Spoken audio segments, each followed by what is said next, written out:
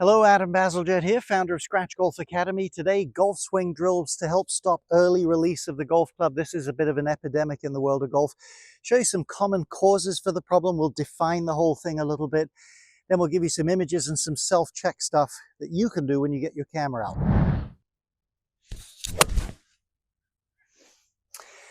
All right, an early release is a premature straightening of the wrists. The absolute defining moment of that is, does the club head reach the ball before the grip end goes by it, or worse still, ahead of the grip end? As long as you can lean the shaft a bit, you're doing reasonably well.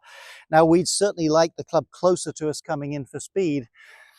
But let me show you two pros that both lean the shaft. Obviously, they're both pros, but do it pretty differently. And at the end of this video, because I hear some of you probably saying, well, I thought we weren't supposed to lean the shaft on a driver. It's the same release point, but it happens differently with the driver. We'll touch on that at the end. Let's look at these two pros, then let's get going. Tom Watson on the left there, back in his heydays. Love the outfit there. Sergio Garcia, of course, on the right. Now, Tom Watson, five-time British Open champion, by the way, very nearly a sixth. So let's watch Sergio first. He's one of the all-time loaders of the wrists and laggers of the golf club. So let's look at Sergio there. Let's look at Tom Watson. I would not say they're all that similar. Now, both of them certainly have lag. So if we take Watson down nearer the shot, there's forward shaft lean. That is just post-contact. So the club's in line with his lead arm. It's leading forward. It doesn't have the lag and snap that Sergio has.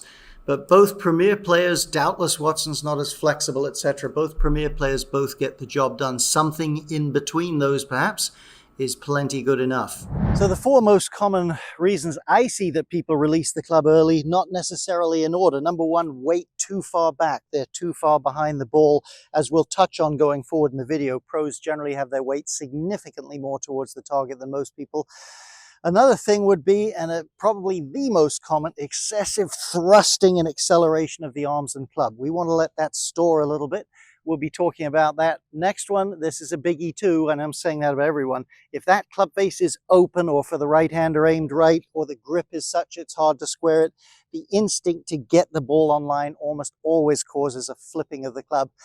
Finally, saw a guy like this morning in a golf lesson. If the swing's too steep, most likely your body's going to try to rescue it, straighten up and recover a little bit. Once you've done that, your ability to hold a release is probably gone. Now, let's start with a close-up look at the club face for just a moment, then we'll get into some self-check points.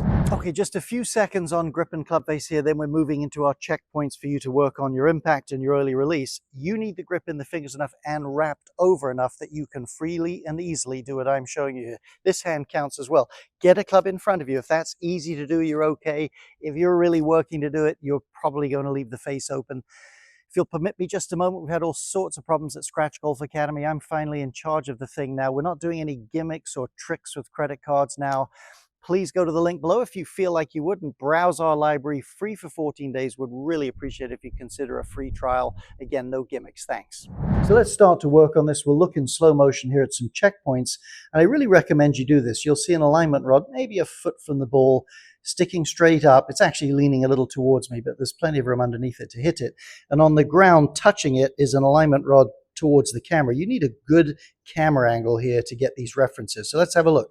Backswing, back we go. That's a reasonable backswing. So let's check both the location of the lower body, and I think this is a pretty common look, at least for an iron.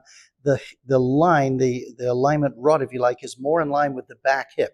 Now, my head is just about over the ball, but my hips have moved forward a lot. It's about back hip, back knees almost to the rod. And when the club is parallel to the ground for a short iron, it should be close to that line. Mine could be a little bit better there, but it should be close there. That's going to get you where you need to get forward shaft lean, compress the ball, and go through. So in this video, I'm suggesting we sort of work backwards. We're going to get a feel for impact using the same exact two alignment rods there, one straight on and one up, and start to get a feel for what we want at impact, and then can I begin to apply it. So here's my address. Now, head pretty still, grip end and legs forward at impact. That's what I want to feel. Or as I come in, handle about here and legs there. So let me get a feel for that. I'm going to preset this time. Punch a little shot out there. So now I'm starting to get accustomed to just how forward I have to feel and how much shaft lean I'm trying to create. Again, we're assuming we're not steep. We're going to touch on that in just a moment here. Let's do it again. There's my feel. Okay, now normal setup. Convert it to a small swing. A great thing to do regularly, hit some of these shots with this reference point. Let's check from here. So from this view, remember, if you start to get steep, in other words, I see so many golfers, they just attack the ball. You do the impact we're talking about from here, you're going to pound the club into the ground. So typically what happens, as I say, people start to straighten up and bail. Very hard to hold your angle when you do that. So I'm going to do another preset. Here's my preset feeling. And I'm really going to feel that the club's close to the side of my body, close to the side of this pant leg before popping onto the ball. That's a sort of feel I'm looking for. And if you can work these two things, I checked this on a video as well, you're starting to make a difference. One final tip here before we move on. Very important again that when you're working on these little shots, the face should feel more closed, more down towards the ground. You don't want it here. There's been a few great players. Sam Snead did that a little bit. Pretty great player. But I'm suggesting for you more here. Don't give yourself any incentive to flip the club as you do it. Okay, let's get rid of this then. Final thoughts here. Actually, final thoughts next. We're going to talk about the driver, try to reconcile this shaft lean, the early release with that. But let's touch on here. We've kind of gotten a feel for impact. That's what I chose to work on here in this video. We still, though, would like that gathering, that loading of the golf club. I want you to take the club in your trail hand. I'm kind of pinching it, not fingertips, but nearly only, and make a little move where I have no control over the club. And you'll see when you move forward, when you transfer weight, that club will load.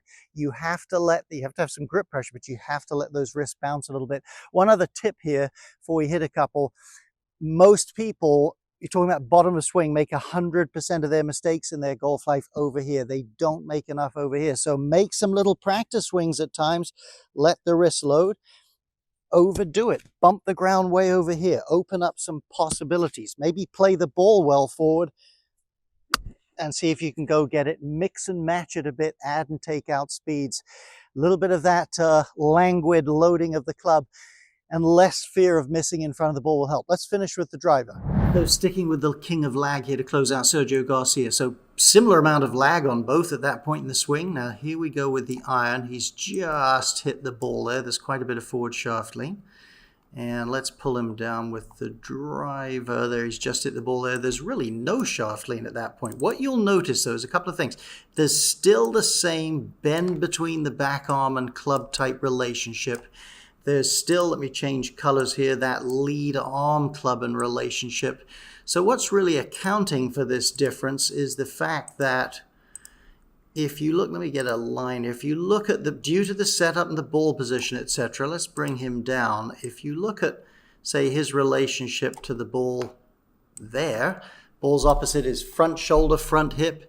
And if you look at it here, again, due to the setup, the width of stance, etc., it's much more off the back hip there in terms of where the ball is coming in. That camera angle is probably off a fraction on the left there, but that's the difference. So work on this lag. It will really help you work on those impact drills, and I strongly, strongly encourage you to do checkpoints on the phone and check your own swing. Thanks.